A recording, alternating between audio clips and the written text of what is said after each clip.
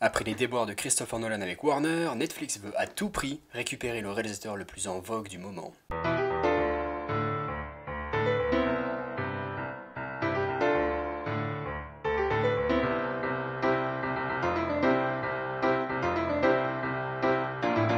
Cette semaine, l'une des grandes news à Hollywood, c'est que Netflix annonce haut et fort vouloir faire venir Christopher Nolan chez eux. Alors pourquoi et comment, c'est ce que nous allons voir, mais juste avant, revenons rapidement sur le contexte de cette affaire. Christopher Nolan a une longue et prolifique relation avec les studios Warner Bros, avec lesquels il a commencé à travailler depuis la trilogie du Dark Knight, et ne les a pas quittés depuis.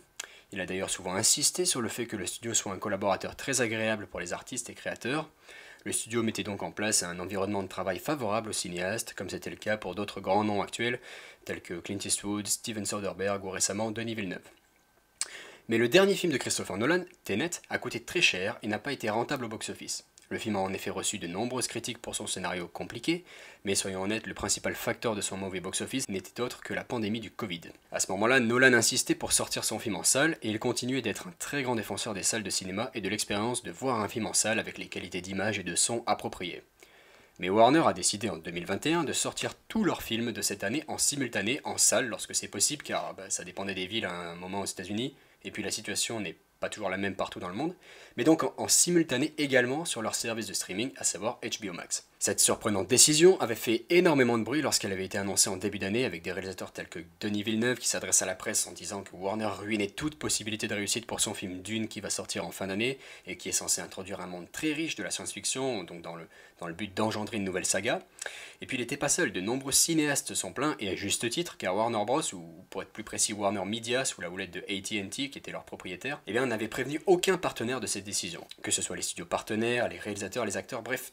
tous ceux qui avaient signé un contrat pouvant mettre en jeu une sortie en salle, n'avaient pas été prévenus. C'est une grosse affaire en elle-même que je pourrais développer dans une autre vidéo si vous le désirez, mais donc pour en revenir à Christopher Nolan, il n'avait pas non plus apprécié la décision et les avait absolument incendiés dans la presse, comme quoi il passait dans le dos des créateurs et tuait le cinéma en proposant tous leurs films sans exception directement et sans délai sur HBO Max, sans compter que de très nombreux films, dont les siens bien sûr, sont faits de telle manière à ce qu'ils soient censés être vus en salle, c'est-à-dire avec le bon système son et un travail sur l'image qui ne se rend pas sur notre télé dans le salon. Tout cela laisse donc supposer que sa longue et jusque-là pérenne relation avec Warner en vient à son terme, et s'il est vrai que Nolan a désormais sa propre boîte de production avec sa femme, et s'il continue sur sa lancée, ses films coûtent trop cher pour être produits en solo, et il va donc devoir trouver des partenaires de production, ou ne serait-ce que pour les droits de diffusion, il va devoir trouver des partenaires. C'est pourquoi tous les autres studios se lancent actuellement dans une course pour être celui qui réussira à convaincre Nolan de s'associer avec eux. Oui, mais petit bémol, ou plutôt gros problème, Nolan a toujours été un grand défenseur des sorties en salle et à plusieurs reprises critiqué le modèle de diffusion mis en place par le plus grand service de streaming qui est devenu Netflix. C'est la raison pour laquelle cette déclaration de Scott Stuber, qui est le président de la division film de Netflix, est particulièrement intéressante. Il affirme en effet vouloir tout faire pour devenir le studio de diffusion du prochain film de Nolan. Alors, dans cette course, il y a deux éléments que Netflix doit gérer pour réussir cet objectif. Le premier, c'est la compétition, car celle-ci va être rude et les enchères vont probablement monter très haut, mais personnellement, je ne pense pas que ce soit le principal problème, car nous l'avions vu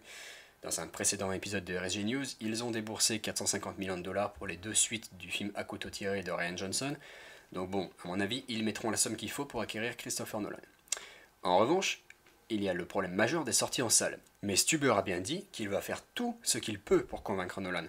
Est-ce que cela voudrait dire que Netflix serait prêt à changer son modèle de diffusion dans le but d'acquérir le réalisateur le plus en vogue actuellement?